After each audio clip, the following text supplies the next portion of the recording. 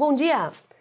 No último vídeo a gente viu um pouquinho sobre o ciclo Otto e Diesel, que são ciclos a pistão. Agora está faltando o ciclo Brayton, que é o ciclo dos nossos motores a jatos. Então esse material agora vai mostrar como é que funciona o ciclo Brayton padrão e a sua diferença do real, que é o que a gente realmente usa para fazer design de motores aeronáuticos. Então, vamos lá! O ciclo Brayton, ele é usado aqui em propulsão aeronáutica em motores a jato, que são os nossos motores turbojato, turbofan, turbohélice, que é o que a gente usa na aviação comercial atual.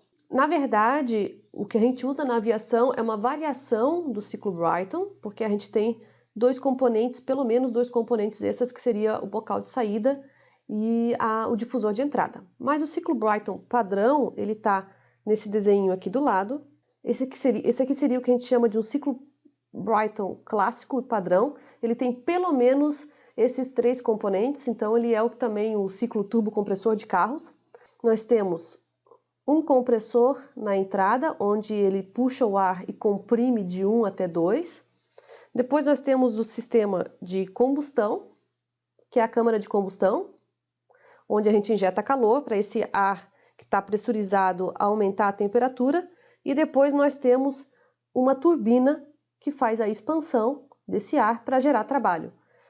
E aí o ar é rejeitado em 4 para fora. Nota que a turbina e o compressor são ligados pelo mesmo eixo. Essa ideia, na verdade, é que o trabalho da turbina alimenta o trabalho do compressor. E assim você não tem um gasto extra de energia com o compressor. Ele é alimentado pela turbina e pode, inclusive, sobrar trabalho, que está indicado aqui por trabalho líquido. Se isso aqui for um sistema que a gente chama de gerador de energia, turbinas a gás que a gente usa em geração de energia, eles são os sistemas do ciclo Brayton também. Nesse caso, se o objetivo é gerar energia, tu vai ter um trabalho líquido que sobra. E esse é o que vira energia elétrica.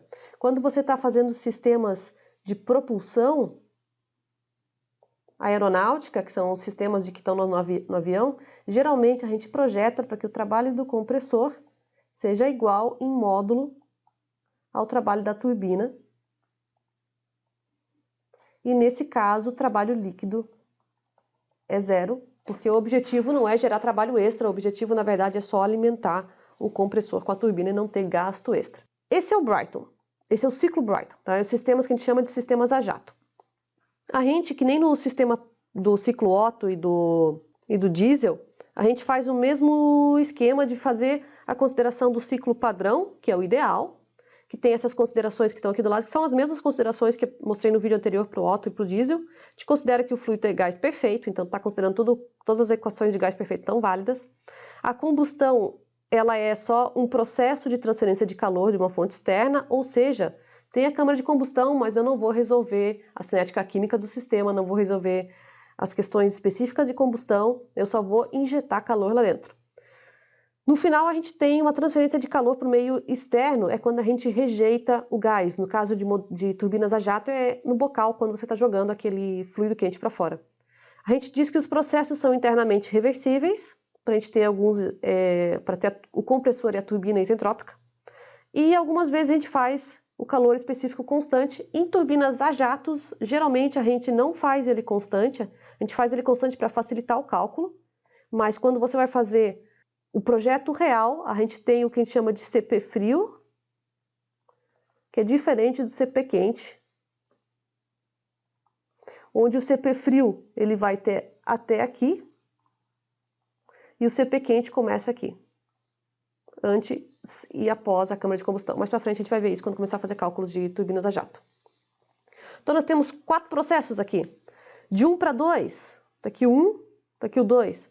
Esse compressor é isentrópico quando eu considero essas questões do ciclo padrão. Ou seja, ΔS igual a 0 é um compressor adiabático e reversível, o melhor compressor possível. A combustão, ela acontece a pressão constante, então de 2 para 3 a gente não tem queda de pressão. Depois a gente vai ver que para o real tem. De 3 para 4 a nossa turbina também é isentrópica, então de 3 para 4, que é quando ela expande e gera trabalho, ΔS igual a 0, adiabático e reversível, melhor possível. E Quando a gente volta ao ciclo 4:1, na verdade o ciclo ele é aberto, né? 4 você rejeita gás e 1 você puxa de volta. Mas a gente considera que no diagrama ele vai se reiniciar, se resetar. Então a gente rejeita calor para o meio externo. Então tu nota que esse cara aqui, o final não é isentrópico, assim como a combustão não é. Esse é o ciclo padrão a ar. O diagrama desse cara, como é que fica para nós? Tá aqui o PV, pressão-volume, e agora eu adicionei o TS, que é temperatura-entropia, para a gente começar a calcular. Em ciclos Brayton, geralmente a gente usa mais o diagrama TS para os cálculos do que o PV. Para ciclos Otto e Diesel, geralmente a gente calcula tudo pelo PV, que é mais fácil.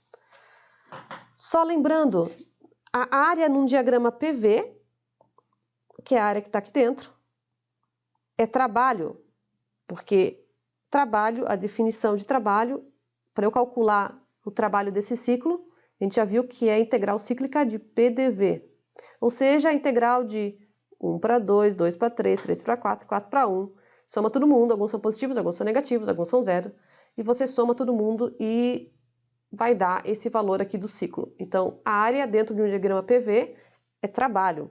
A área dentro de um diagrama TS, ela é calor. Então, cuidado, não são iguais. Então, quando você faz essa integral, a integral cíclica de TdS, o que ele vai dar, na verdade, é calor. O que nós estamos mostrando aqui agora, nota que coloquei os processos, ambos 1 para 2, o que aparece no diagrama PV é equivalente ao que aparece no diagrama TS, só as propriedades que são diferentes.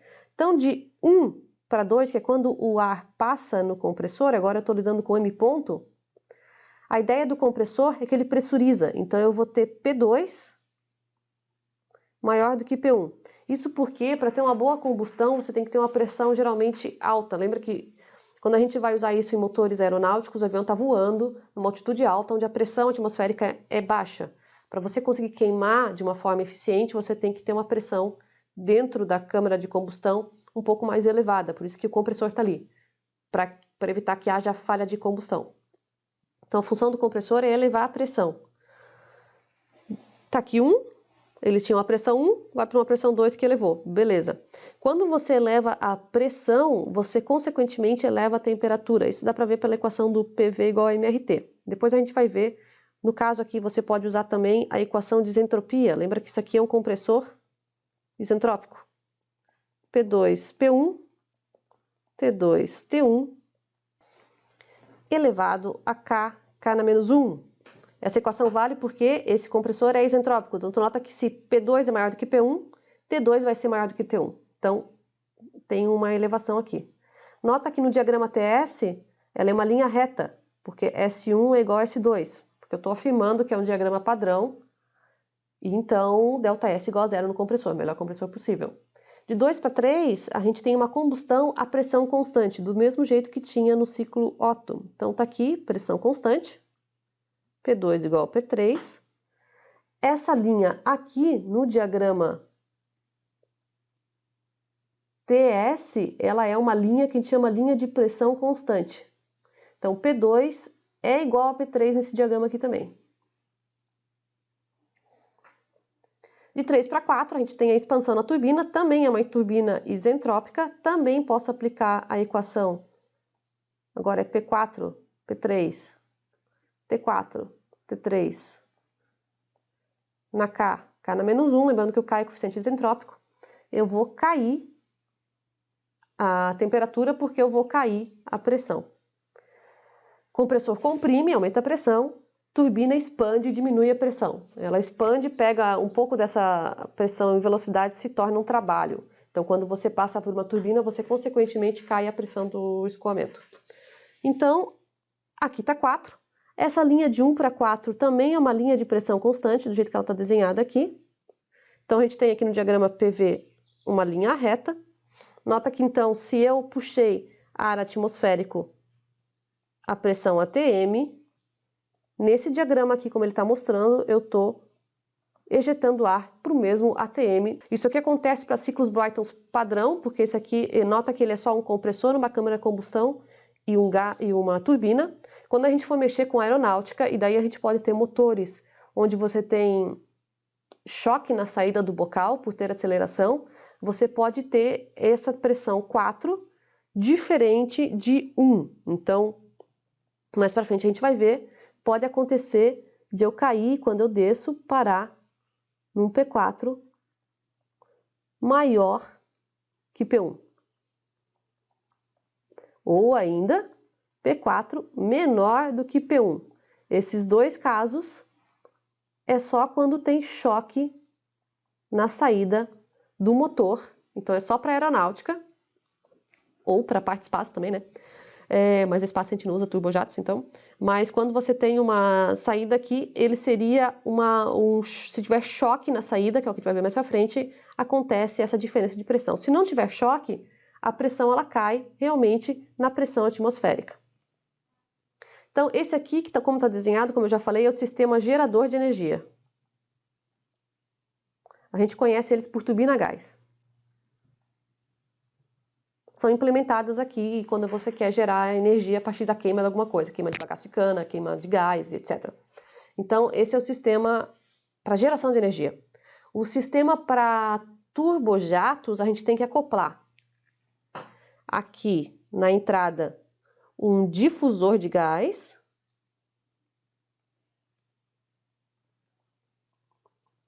para desacelerar o escoamento, e aqui na saída a gente tem que acoplar um bocal para acelerar o escoamento. Então, o sistema turbojato de aeronáutica tem que ainda acoplar esses dois itens que não estão acoplados aqui, a gente vai ver um pouco mais pra frente. Pode ter mais coisa aqui no meio do caminho, esse daqui é só a versão clássica de um compressor, uma câmara de combustão e uma turbina. Você pode ter outros equipamentos no meio do caminho, que é o que a gente faz para aeronáutica.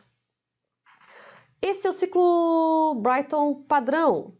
A diferença dele para o ciclo real é que nós, na verdade, não temos o compressor e a turbina isentrópica. Eles não são nem adiabáticos e nem reversíveis.